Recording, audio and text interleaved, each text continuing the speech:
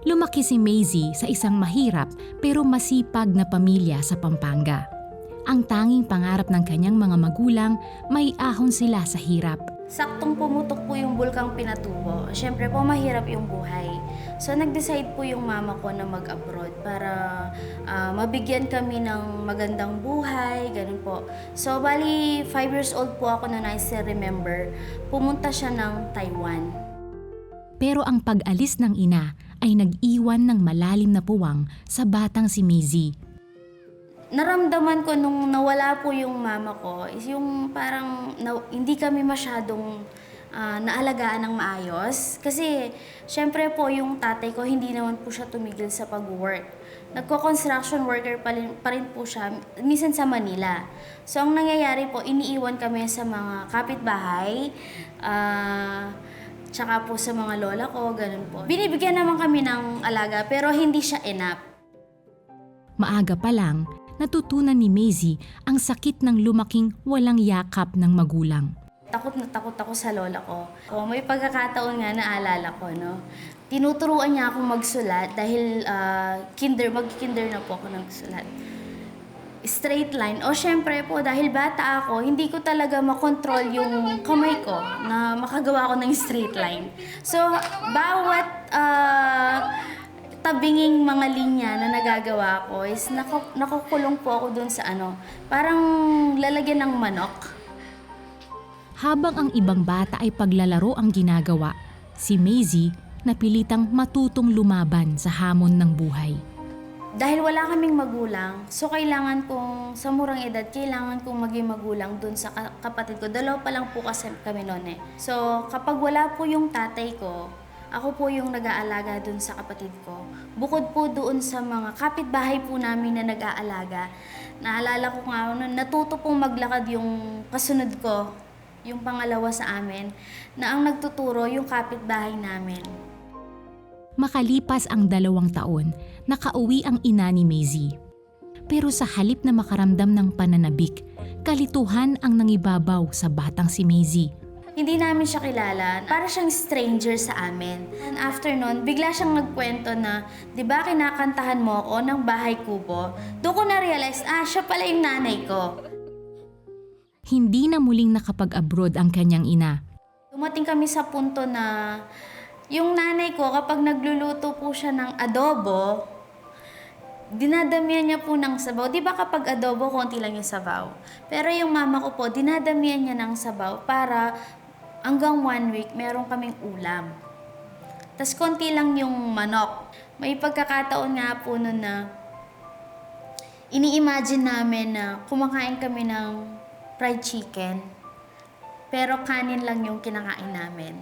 So just imagine, sabi ng nanay ko, imagine niyo na lang, pritong manok ang kinakain nyo. Naawa po ako sa family namin kasi bakit kami dadaan sa ganon. Nung nag-asawa po kasi yung mama at papa ko, ayaw silang dalawa both side. Naramdam ko nung bata ko na hindi rin kami gusto. Halimbawa, yung mga pista, birthday, ganon po. Lagi po sasabihin sa akin ng lola ko noon. Kayo magbuhugas ng pinggan! Intindihan niyo? Ha? Ha? Ha? Diyan kayo kumakain sa kusina. Sige! Tapos yung mga pinsan ko, nandun lang po sila sa loob ng bahay, naglalaro. After po ng mga handaan, kami rin po yung maglilinis. Ang diskriminasyon na ito na naranasan ni Maisie ay kanya ring sinapit sa loob ng eskwela. Dahil mahirap, naging tampulan siya ng tukso at panlalait. Yung tinutukso ka na ang pangit mo, duling ka, ganun po, itim-itim nyo, ganun po. Ganun ba ako kapangit? Pero natapos din po yun nung pagdating namin ng high school. Dahil siguro po nag-matured na rin po yung mga klase ko. Nawala na po yun. And yun yung nag-reason po kung bakit mahilap din ako sa mga kaibigan. Ito ang nagtulak kay Maisie para mag-asam ng pagmamahal sa iba't ibang mga lalaki. Ang dami-dami ko pong naka-flirt kasi hinahanap ko talaga. Yung love na yun, yung satisfaction, yung appreciation, yung security, yung contentment, yun po. Kasi kapag binabasa ko siya sa libro, meron. Pero kapag sa totoong buhay, wala siya. Lalong lumubog sa kumunoy ng pagre-rebelde si Maisie at napalayo ang loob sa kanyang mga magulang. Ano ang magiging epekto ng pang-aapi ng mga kamag-anak kay Maisie? Saan hahantong ang kanyang pagre-rebelde sa mga magulang? Abangan yan sa pagpapatuloy ng kanyang kwento bukas. Dahil sa mahigpit na pagpapalaki ng mga magulang, natutong magrebelde si Maisie. Pero sa kabila ng galit at tampo, hindi niya binitiwan ang pangarap na makapagtapos ng pag-aaral. Gusto ko pong ipakita sa nanay at tatay ko na kahit na nagrebelde man ako, na kahit ganun ang hirap na yung buhay namin nun, gusto kong patunayan sa kanila na makakatapos ako ng pag-aaral. Tsaka gusto ko pong ipakita sa ibang tao na nagmamaliit sa amin na kaya namin. Hindi kami ganun lang. Hindi kami dito lang. May mas malaki pang opportunity sa amin. Sa tulong ng mga magulang at sa sarili niyang pagsisikap, natapos ni Maisie ang high school. At sa bisa ng isang scholarship, nakapasok siya sa kolehiyo at kumuha ng Bachelor of Secondary Education, major in TLE. Ngunit hindi naging madali ang pag-abot sa mga pangarap. May isang politician ang nag-offer sa nanay ko. Sabi niya, sige, babayaran ko yung remaining balance niya sa school. Tapos, punta na lang siya dito ng 5 o'clock in the morning. Pumunta ako doon ng 5 o'clock. Nagising po siya ng 7 o'clock. From 5 o'clock to 7 o'clock, nandun na po ako sa tapat ng bahay nila. Tapos hinihintay ko na lang po siyang magising. And dahil sa insidente po na yon, hindi ako nakapag-exam doon sa first subject ko. Sinubukan pa rin niyang makiusap sa kanyang propesor, ngunit hindi siya pinakinggan. Hanggang sa Siguro po naawa siya sa akin ng konti. Pinag-exam niya ako sa harapan niya. 100 items yung test. Siyempre po, on the spot. Hindi naman ako mangungopya kasi wala naman po akong kokopyahan doon eh. Kasi kaharap ko nga po mga teacher eh. Pero hindi ko po alam anong sumagi sa isip niya na kinuha niya yung paper ko, pinunit niya. Tapos sabi niya po sa akin, hindi ka naman nagbabasa, nanguhula ka lang. Mangyak-yak na ako nang sabi ko, hindi po, nagbabasa po ako. Ayun yung maniwala sa akin, kaya doon ko na-realize, sabi ko, ang hirap talaga maging mahirap. ang nangyari ay tila sampal sa kahirapan ni Maisie. Pero sa halip na mawalan ng pag-asa, ginawa itong motivation para lalong magsumikap. At lagi kasing sinasabi ng tatay ko, matatapos din yung hirap. So sabi ko, lalaban ako, i-endure ko lahat ng to kasi naniniwala ako at the end of the day magtatagumpay kami. Magtatagumpay yung pamilya namin, makakahaon kami sa hirap. Taong 2012, natapos ni Maisie ang kolehiyo. Ang saya po kasi sabi ko, Lord, thank you. Nakaisa na yung nanay ko at tatay ko. Meron na silang napapatunayan. Alam niyo po, nung nakatapos po ako ng pag-aaral, doon ko nakita na, wow, ang galing-galing ng mga magulang mo. Despite ng hirap ng buhay, napatapos ka. Sabi ko, at least, may pag-asa talaga, totoo na hindi sa lahat ng pagkakataon nasa ibaba tayo. Meron at merong pagkakataon na aangat talaga tayo. Agad na nakahanap ng trabaho bilang guro si Maisie.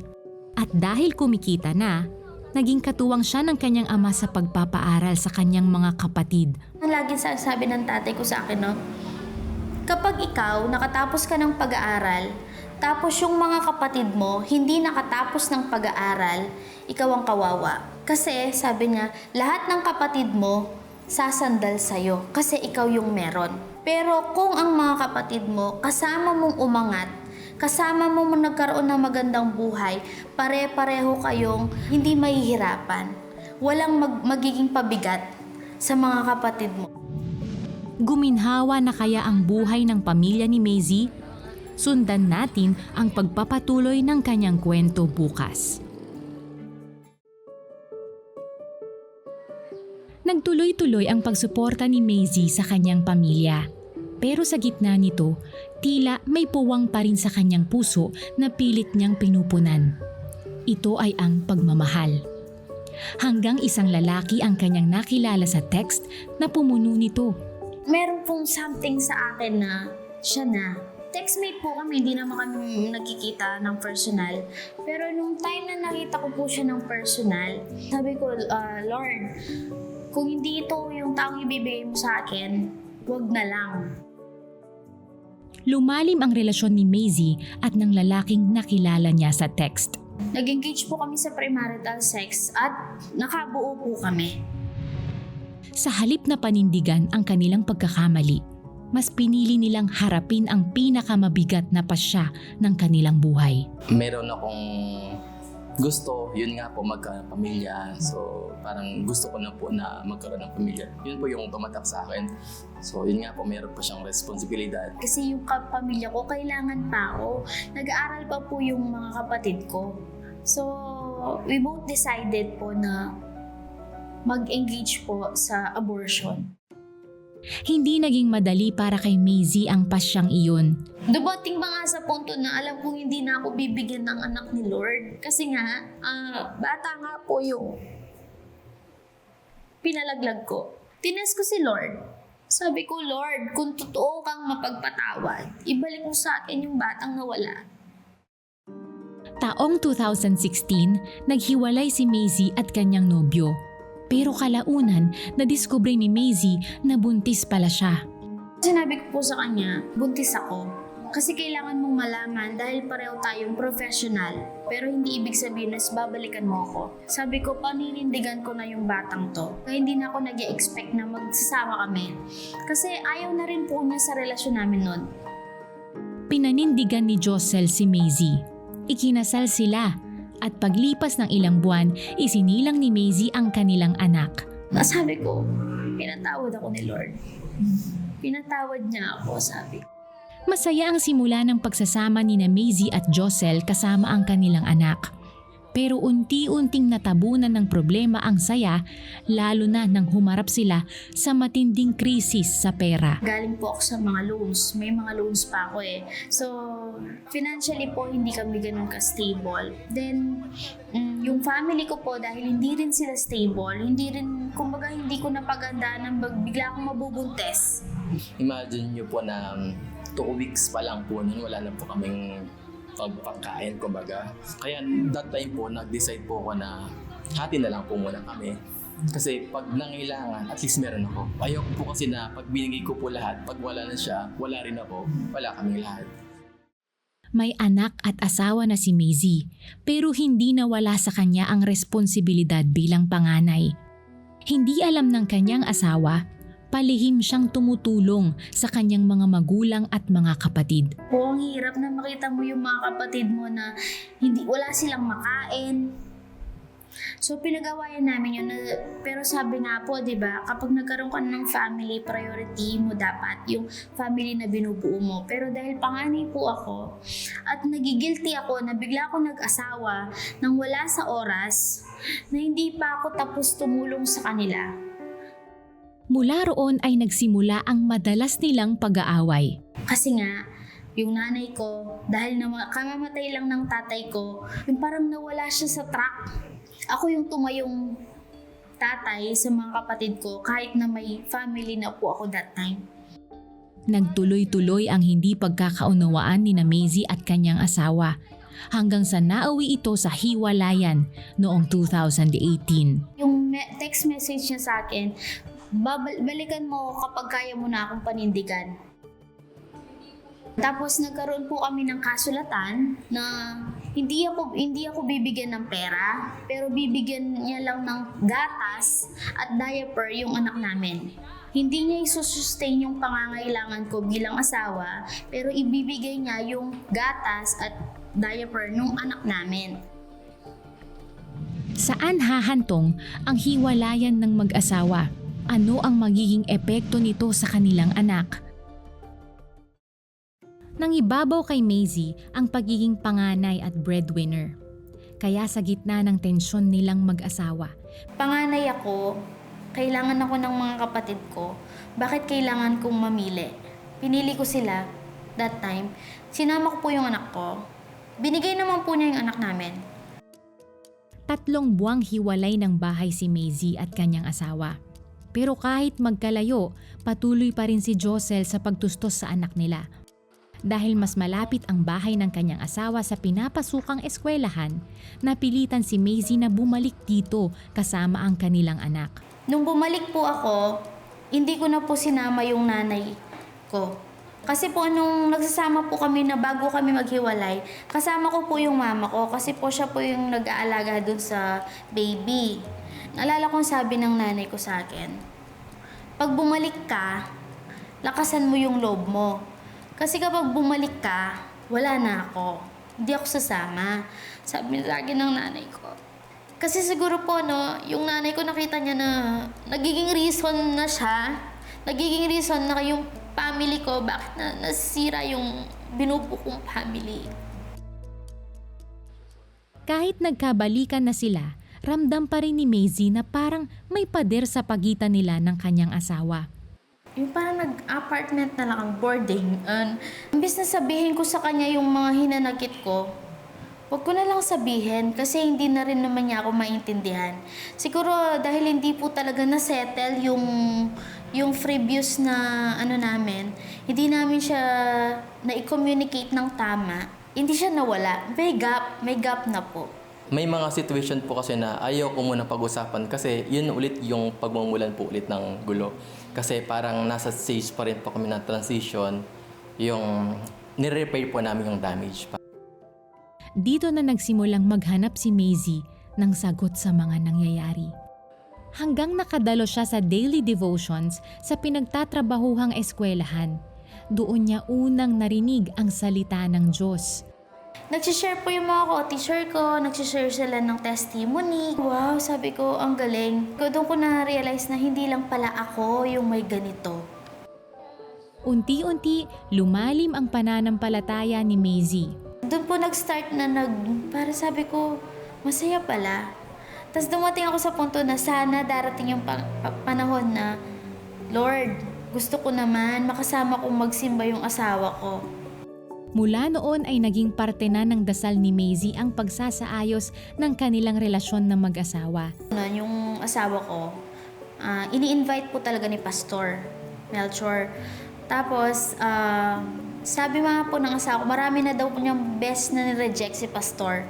Pero nag-yes po siya ng minsan. Kasi, tapos ang sabi po ng asawa ko, gusto mo mag-church. Po, parang calling na rin siguro na lumapit tayo kay Lord. Kasi na-realize ko na kahit anong gawin ko, kahit gaano kakagaling, kung walang favor ni Lord, wala po talagang mangyayari. So, nung time na po yun nga, na-realize ko na si Lord po yung kulang sa buhay ko. Nagpapasalamat na ako kay Lord kasi binigay niya na yung prayer ko. Sabi ko yung prayer ko na makasama ko magsimba yung asawa ko. Doon po nag-start. Tapos nagkaroon na po kami ng mga life group. Nila-life groupan na po kami dito sa bahay, ganun po. Unti-unti ay bumuti ang samahan ni Maisie at kanyang asawa. Sa paglakad nila sa Panginoon, unti-unti ring bumuhos ang biyaya. Na-promote si Maisie at maging ang asawa niya sa kani-kanilang mga trabaho.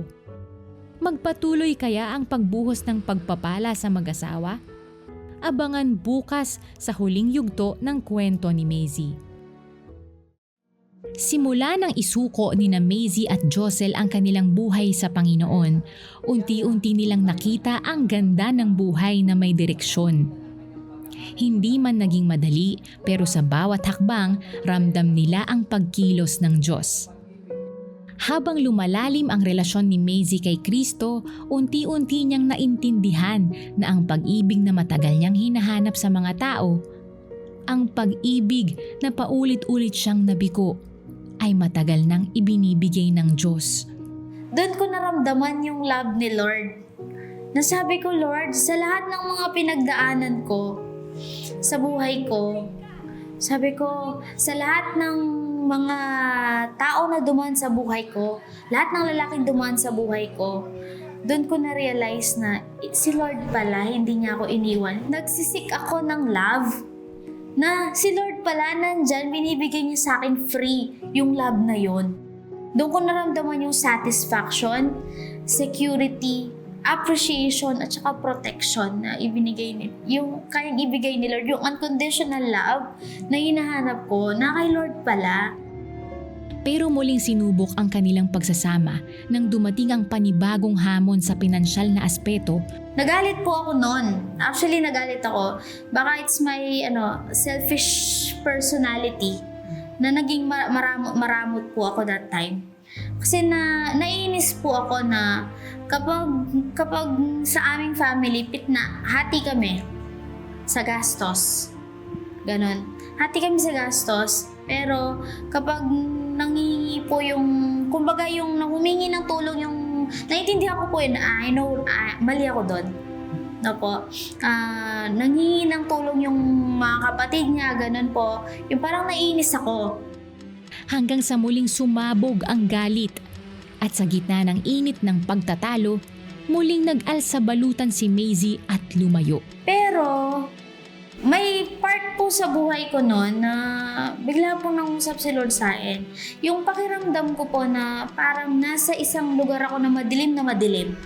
Tapos wala si Lord. Tapos feeling ko yung parang nawawala ako. Parang naramdaman ko po na hindi yun ang will ni Lord. Baka dumaan kami dun sa test na yun para iparealize sa akin ni Lord na meron pang selfishness sa buhay ko, sa puso ko. Kaya imbes na ituloy ang paghihiwalay, pinili ni Maisie na magpakumbaba, humingi ng tawad at ipaglaban ang kanilang pamilya. Hinayaan nilang mangibabaw ang pagmamahal nila sa isa't isa at pagsasamang si Kristo ang sentro. At sa gitna ng panibagong simula, isang panibagong biyaya rin ang dumating. Nitong 2025, ipinanganak ni Maisie ang kanilang pangalawang anak. Isang sagot sa panalangin matagal nilang hinintay.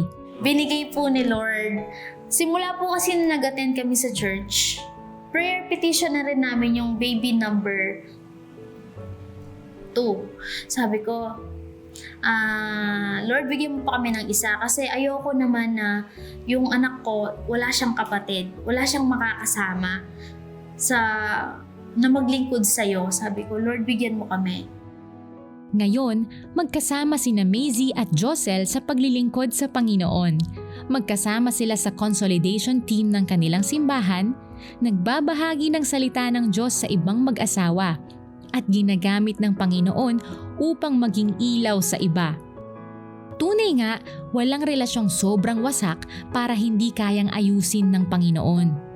Sapagkat sa pamilya na may Kristo sa sentro, ang pag-ibig ay hindi lang tumatagal, kundi patuloy na lumalago. Thank you sa lahat ng mga sacrifices sa ating family. Alam ko, hindi naging madali yung ating relationship. Pero still, pinili mo pa rin magstay para mabuo itong ating family. Kung babalikan ko yung buhay ko noon, ikaw pa rin at ikaw pa rin yung pipiliin ko. Kasi naniniwala ako na ikaw yung meant to be ko at ikaw yung plan ni Lord sa akin. Gaano man kahirap yung buhay, hindi perpekto yung buhay natin, marami pa ring struggle. But still, yung ngayon na kasama natin si Lord at nagiging sentro siya yung nagiging strength natin. Naniniwala ako na eto na yung pangarap na family na hiningi ko sa Kanya at binibigay na Niya.